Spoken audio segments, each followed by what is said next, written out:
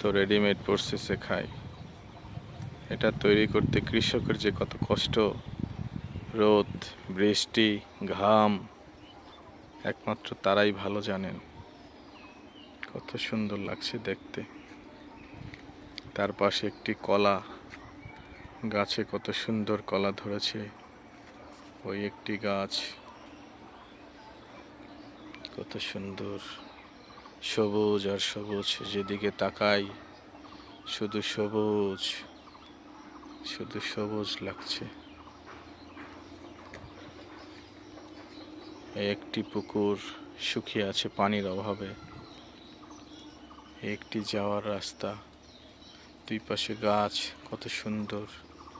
এই ডাব গাছ নেই কোনো ডাব গাছে।